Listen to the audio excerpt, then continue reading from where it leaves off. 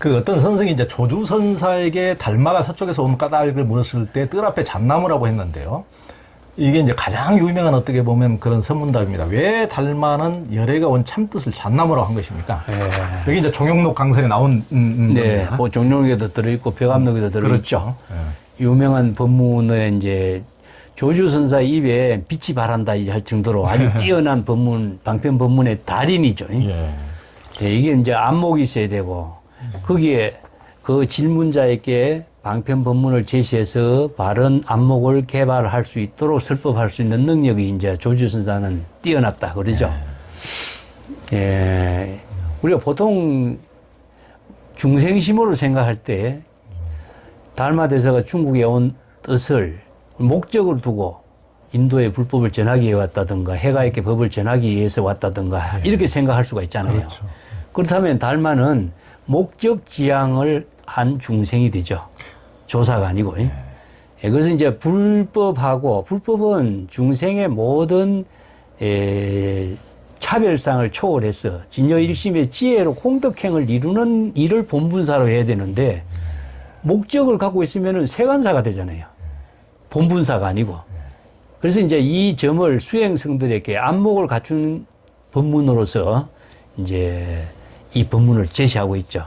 그래서 조주선사는 뜰 앞에 잣나무다 이렇게 말했는데 잣나무라고 하는 것은 자연 그 자체를 말하죠. 지금 법화경에서 하면은 자연법이 제법 실상이라고 하는데 꽃은 외부의 힘에 의존하지 않고 자기 스스로의 시절인연에 꽃을 피우고 나무 과일의 열매는 외부의 힘에 의존하지 않고 자신의 생명의 힘으로 시절인연의 모든 지수화풍의 힘을 받아서 생명의 묘용으로 열매를 맺는 것처럼 잣나무도 역시 그렇지 않습니까?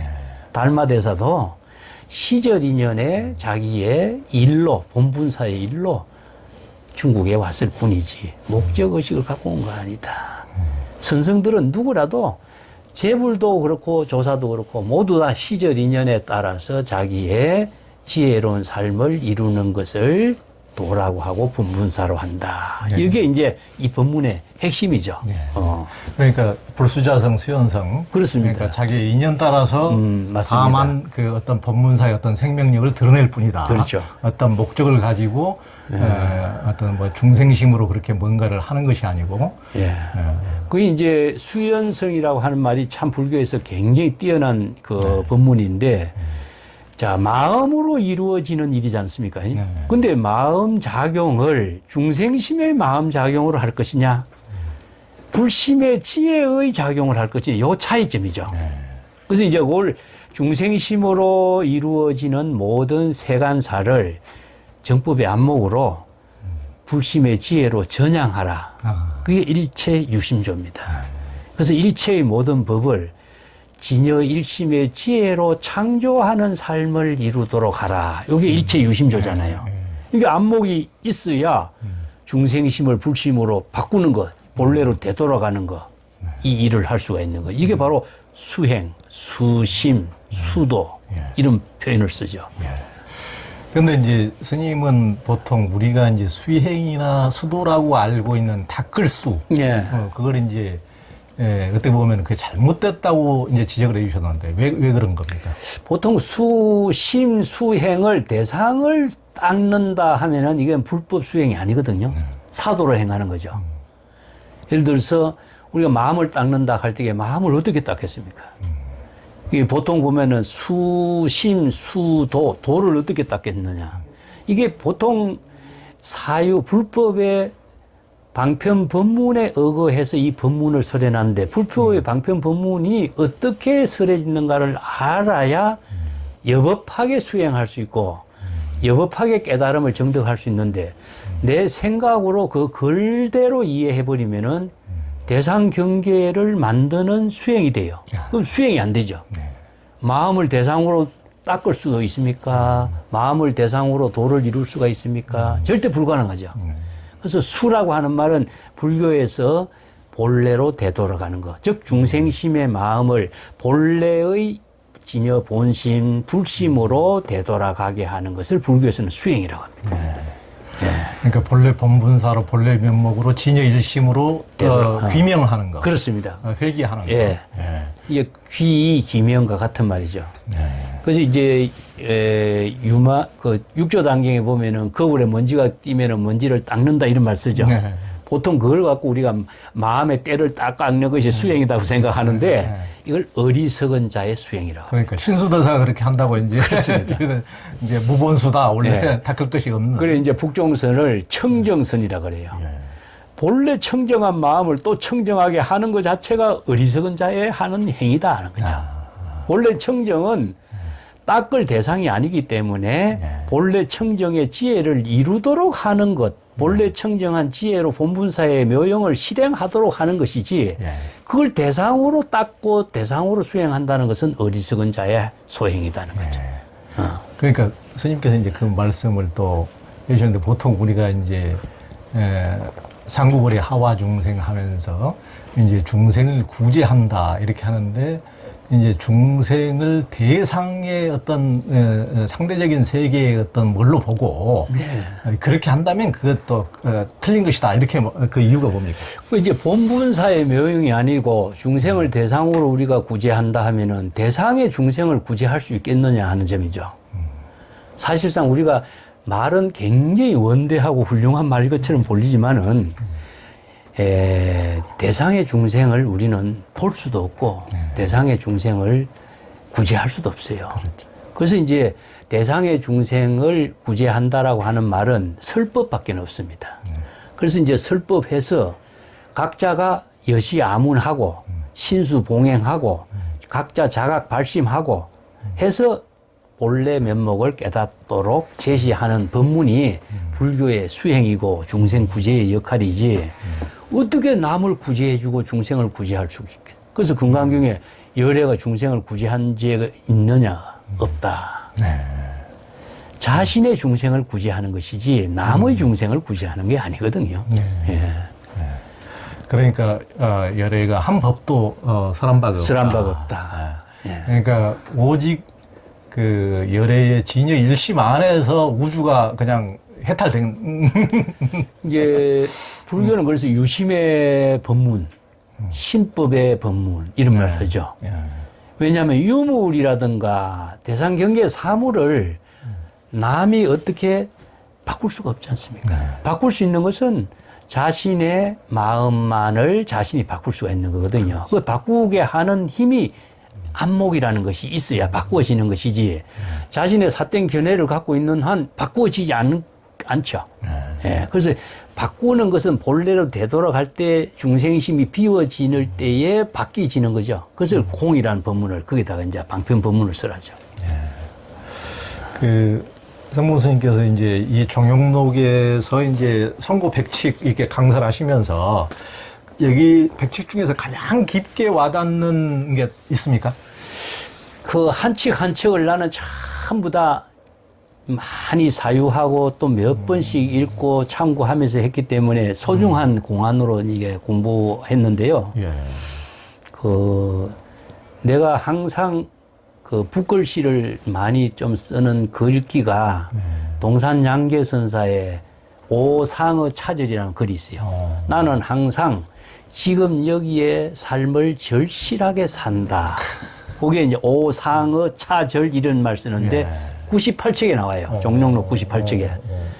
이게 이제 지금 여기 자기 본분사란 말을 오상의 나는 지금 여기에서 내 삶의 절실한 삶을 살 뿐이다. 이렇게 합니다. 사실 우리가 좋은 삶을 산다, 수행을 한다라고 하는 것은 지금이라는 시간을 놓치면 불가능하지 않습니까? 그렇죠. 근데 지금이라는 시간에서 발심 수행해야 되고 지금이라는 시간 속에서 창조적인 삶을 건립해야 되는 것이지 그걸 놓치면은 그런 시간은 우리는 만들 수가 없죠. 그 한마디를 항상 명심하도록 이런 법문을 쓰라고 있죠. 그래서 임재선사는 수처작주라고 했는데 동산양계선사는 오상의 차절 이런 표현을 씁니다. 그러니까 망령을 벗어나면 오직 이제 그 오상어 차절 수처작주 또 날마다 좋은 날 다 일맥상통한 다 그런 법문들이죠. 근데 그런 법문의 핵심이 무엇이냐 하면은 지혜가 있어야 된다는 겁니다.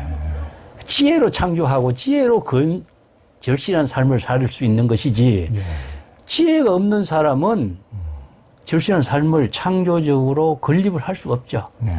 그래서 그 지혜를 구족하는 능력을 어떻게 갖추어야 될 것이냐 하는 것을 경전과 어록의 선생들의 법문을 많이 배우고 익히고 사유해서 자신의 지혜로 만들 수 있는 능력을 갖춰야 되는 거예요. 이게 수행의 이제 수행자가 해야 할 일이다 하는 거죠.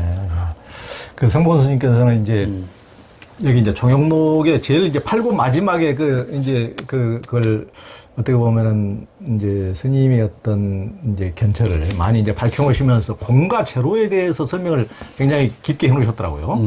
그래서 인류 문명과 현대과학은 제로 발견에 의한다고 해도 과언이 아니다. 왜 그런 겁니까? 공이라고 하는 그 수학의 표기법이 제로 0이라는 표기가 불교의 공이라는 방편법문에서 나왔지 않습니까? 그래서 방편법문이라고 하는 법문은 인류가 중생의 망념을 비우고 반야의 지혜를 이루고 건강 반야의 지혜를 이룰 수 있는 방편법문이었는데 이게 출세간의 지혜로서는 생사해탈과 고통을 초월하는 지혜를 이루는 법문이었지만은 세간법에서는 수학에서는 어떻습니까? 과학의 모든 근간이 되지 않습니까? 그 인류가 재불조사들이 이러하게 설법한 지혜의 방편 법문에 의거해서 출세간의 지혜를 이루고 세간에서는 과학과 또 세간의 모든 매사를 인류를 구제할 수 있고 인류의 경제를 이루게 하고 인류의 모든 삶을 윤택하게 하는 지혜의 핵심이 될 수가 있죠. 그래서 이 법문의 뿌리가 우리가 뭐 수학을 아는 사람은 제로가 인도에서 만들어졌다. 인도의 불교의 방편 법문이다 한 말은 다 알 수 있어요. 그렇지만 그 제로가 지닌 힘은 무궁무진하지 않습니까? 그 무일물 중에 무진장이라는 법문을 씁니다. 그러니까 스님이 이제 그 제로에 대한 법문을 들으면서 이게 이제 차도 꽉 찬 잔에는 새로운 뭔가를 따를 수가 없는데. 그렇죠. 이를테면 이제 스님께서도 제로라는 것은 플러스 1, 마이너스 1을 더한 게 제로가 아니다. 그게 이제 이 세상의 모든 만물을 숫자도 뭐 온갖 것을 이게 곱하기를 제로를 해버리면 그 자체로 다 어떤 것도 공이 돼버리지 않습니까? 그렇죠. 우주도 곱하기 제로 하면 그 자체가 초월적 제로가 돼버린 것이기 때문에 그 자체로 완전히 비어버린 공이 되기 때문에 새로운 것을 새로운 싹을 틔울 수가 있고 온갖 것을 창조할 수 있고. 그렇죠. 근데 이제 불교에서 제로의 공의 법문은 유심의 도리로서 망념을 비우는 방편 법문이지만은 제로가 수학의 논리로서는 1에서 9라고 하는 숫자를 무궁무진하게 변화시키면서 창조하게 하는 에너지가 제로거든요. 1에서 9만 가지고서는 숫자를 계산할 수가 없지 않습니까? 제로는 모든 숫자를 자유자재로 응용하고 변화시키고 계산하고 창조하게 하는 그 핵심의 키워드가 제로죠.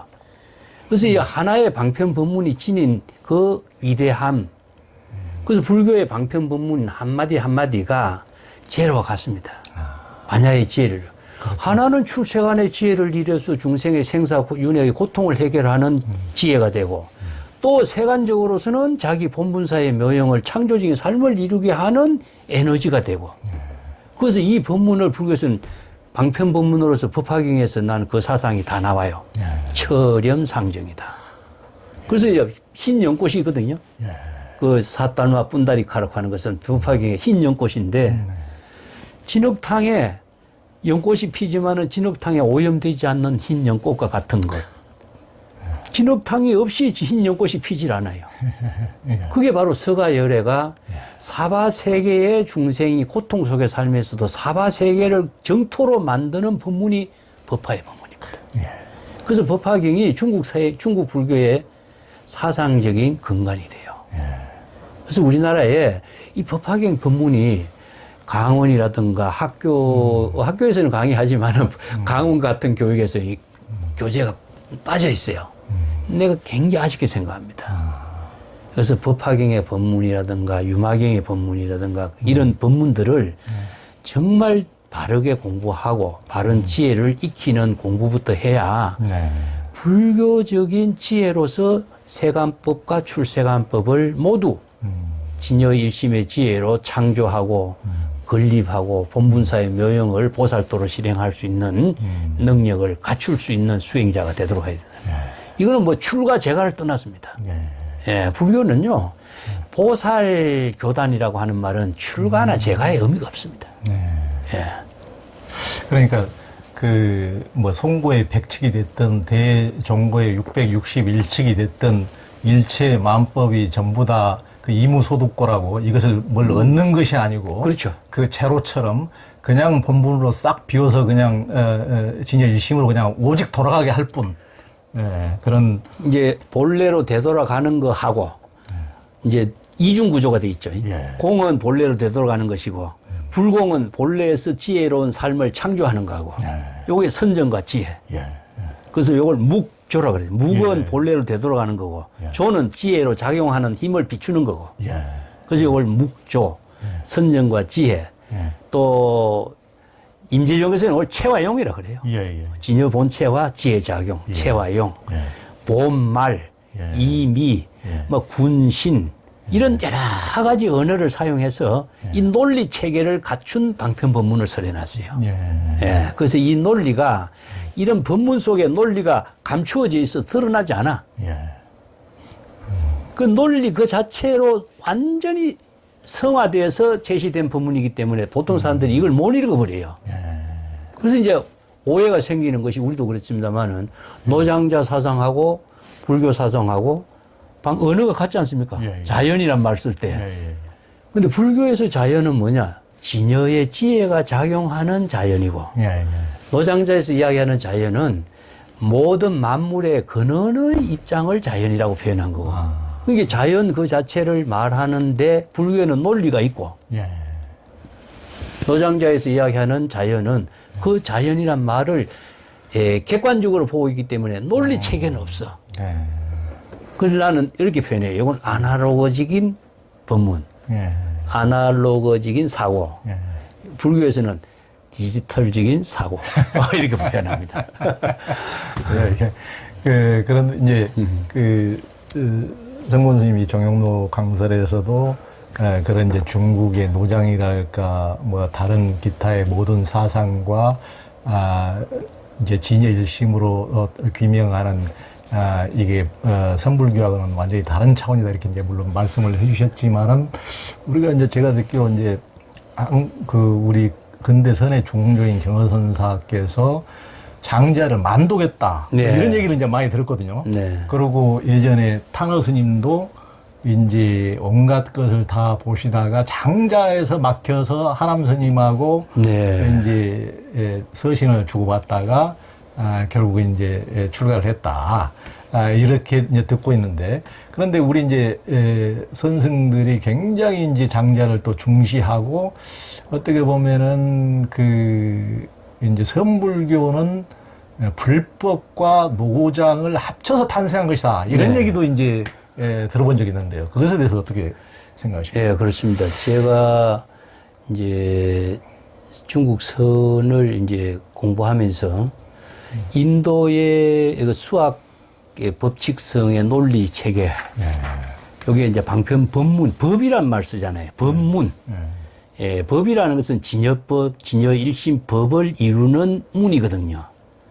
이게 법이라고 하는 것은 그 법문이 삼세 열애가 똑같은 경지의 깨달음의 문을 제시했기 때문에 객관성이 있어야 되고 논리 체계가 있어야 되고 그 논리 체계가 모든 사람들이 똑같은 경지를 이루게 하는 힘이 있어야 되기 때문에 이것이 다르다면 이게 불교에서 법문이라고 할 수 없잖아요. 근데 이제 중국에는 이 논리가 없다는 점이죠. 이게 훌륭한 장자나 공자나 맹자 같은 뛰어난 안목을 갖춘 사람이 자신이 보는 안목과 견해로서 저수를 했거나 강의를 했거나 또 설법을 했거나 그렇기 때문에 그것을 장자와 같은 안목을 갖춘 사람이라면은 같이 이해하겠지만은 장자와 같은 안목을 갖추지 못한 사람은 장자의 말에 의존하고 이해하는데 평생을 걸리고 평생 이해 못하고 마칠 사람이 얼마나 많겠어요.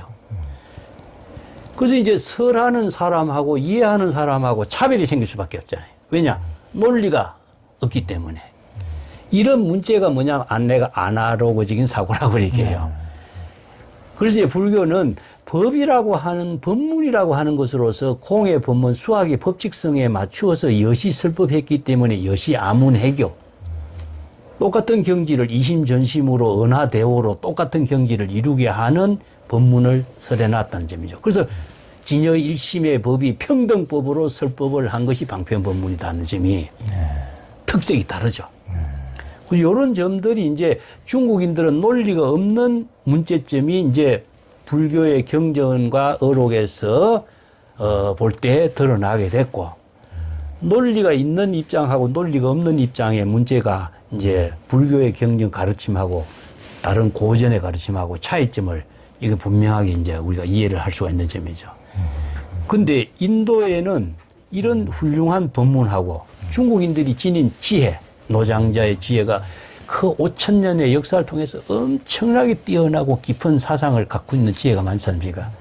선성들은 자, 이것을 인도의 지혜와 중국의 지혜를 합쳤다. 근데 중국의 노장자의 언어를 법의 체계의 방편 법문으로 부회해서 의미 부여를 해갖고 방편 법문으로 논리를 부여해서 설법을 한 것이 선의 법문이라는 점이죠. 이게 스케일이 더 넓어지고 커졌죠. 깊이가 있어지고. 예. 그래서 이제 중국의 사대부들도 아무리 뛰어난 천재적인 시인이라든가 사대부들이 왜 불교의 매력을 느끼겠느냐. 세간적인 뛰어난 재주는 많이 향유할 수 있지만은 출세간적인 지혜를 향유할 수 있는 출세간의 지혜를 배울 수 있는 곳은 어디에 있겠습니까? 그 선성들을 찾아가는 거죠. 예. 그래서 그 세간과 출세간의 지혜를 모두 갖추는 그런 사대부들이 거사불교가 생겨난 거죠. 야율초제도 거사불교의 한 인물이라고 할 수 있습니다. 네.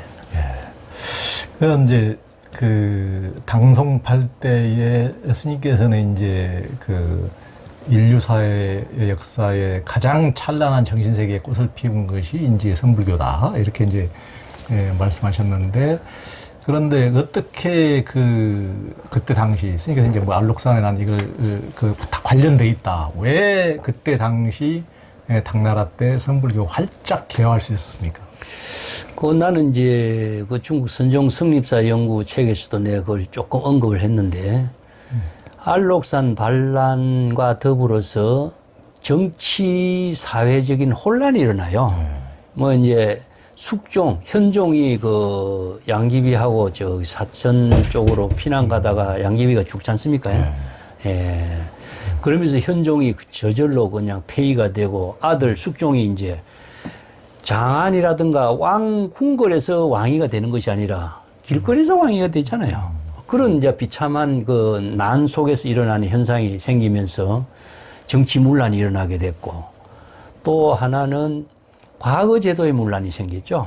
중앙 귀족들이 많이 등장해서 실권을 잡게 되면은 자신들이 입지가 약해지니까 과거 시험을 문란해버리죠. 인재를 등용 안 하죠.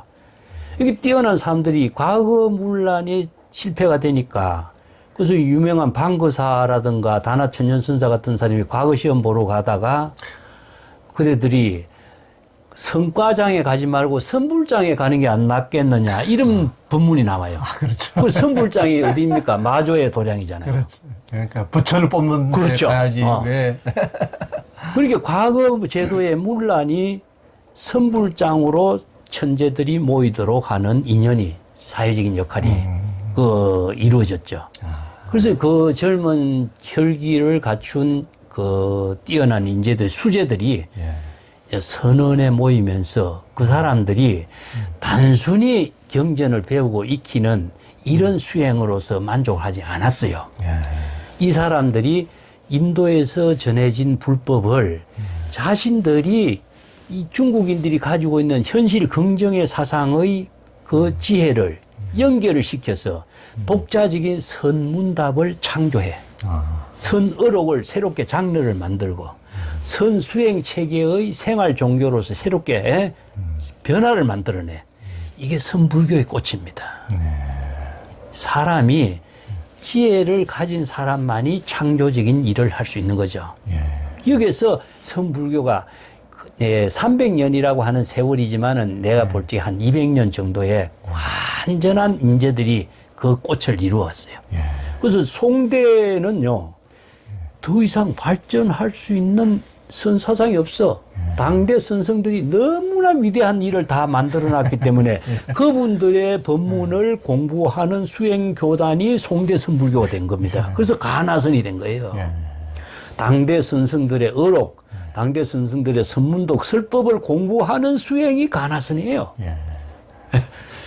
그 이제 스님께서 이제 선종 성립사를 이제 쭉 하셨으니까 이제 궁금한 것 중에 하나가 이제 그렇게 당송에 이르러서 선불교가 인류 역사상 가장 찬란한 정신의 꽃을 활짝 폈는데 그 이후에 주자의 등장으로 주자는 이제 불법과도 유교뿐만 아니고 굉장히 깊이 연구를 해서 이제 나온 인물인데 이제 불교를 비판하면서 새로운 성리학을 체계를 성립시켜서 이제 동아시아의 어떤 이데올로기를 이제 주작 성리학으로, 특히 이제 조선시대에는 한국이 완전히 이제 성리학의 나라가 돼버렸고, 이제 정도전도에서 불시잡변, 불교를 비판하고 완전히 성리학의 나라로 만들어졌지 않습니까?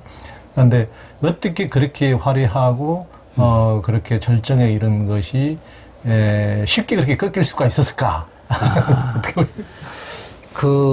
우리가 두보 같은 그 천재가 자기 아들이 굶어 죽잖아요. 그리고 두보가 평생 끼니를 해결하지 못한 어려움 속에 살지 않습니까?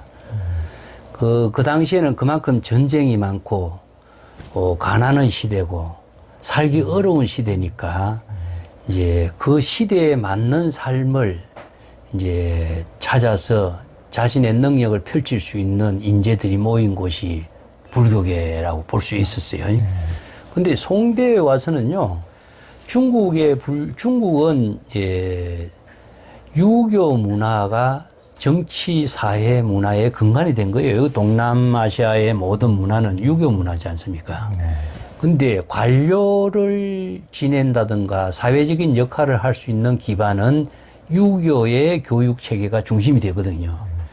이게 안록산 이후에 그 반란 속에서 혼란스러웠을 때 일시적으로 그런 당대의 선불교는 이루어졌지만은 송대에는 정치적인 안정이 돼요. 그러면서 이제 주자가 새로운 인재 교육 체계를 사서 집주를 만들죠. 그죠? 이렇게 교재 편찬을 하면서 인재의 교육으로서의 새로운 등용문의 인재 교육을 하는 그 역할을 하니까 인재들이 자연히 글로 모이죠. 그렇죠. 예. 이게 출가 교단에 인재들이 글로 모일 수 없죠. 자연스럽게 그렇게 모이. 사람이 어느 시대든지 간에 인재들에 의해서 문화의 창조라고 하는 것은 변화를 이루게 돼 있거든요. 그래서 주자가 노장자도 비판하고 불교도 비판하면서도 비판했다라고 하는 것은 그 영향을 받았다는 겁니다. 그러면서 새로운 유교의 문화 체계를 교육적으로 제시하는 그런 역할을 했죠. 예, 그래서 인재들이 등장하려면은, 관료 등장을 하려면은 그게 과거 시험을 봐야 되고, 그 유교 공부를 해야 되고, 인재들이 자연스럽게 그렇게 모일 수밖에 없죠. 예. 그러니까 이것은 이제 불법이라는 것은 상상을 초월할 정도로 고조를 하고 같은 어떤 초월적인 어떤 진리의 공부를 하면은 유교는 어떤 통치 이념으로서 각자 자기 세속적인 왕은 왕대로, 귀족은 귀족대로, 양반은 양반대로, 아녀자는 아녀자대로, 아이들은 아이들대로 각자 자기들 소임에 충실하도록, 그러니까 어떤 권위적인 통치 체계를 잡는데 유학의 이념이 가장 용이하기 때문에, 이제 그걸 세속적으로 더 확산시키지 않았는가 이런 생각이 듭니다. 그것도 사실입니다. 그런데 이제 불교 그 성녀들이 출가를 하면서도 한 핸디캡을 갖고 있는 것이 뭐냐. 유교 문화권의 피가 있기 때문에. 그래서 이제 그 핸디캡을 극복하는 그 경전이 만들어진 위경이 무엇이냐. 부모 원중경이죠. 부모 원중경이 중국에서 그래서 만들어집니다. 예. 그 이제 출가를 하면서도 부모의 은혜를 갚는 그 지혜를 부처님의 법문으로서 설해놨잖아요. 우람분경이죠. 예. 점찰경이죠. 이런 것이 출가인이면서도 중국의 문화권의 토양에서 자란 그 정신이 그대로 드러난 하나의 모습이 살아있어요. 그게 뭐냐면 수용과 변용이라고 그럽니다. 종교에. 예, 법은 수용했지만은 문화적인 그 뿌리의 차원에서는 생활 문화 그 자체는 변용이 될 수가 없어요. 그래서 이제 그런 수용과 변용 속을 겸행하는 그런 삶이 우리가 지금 우리 성북도 마찬가지고 사찰 건물도 마찬가지고 안 그렇습니까?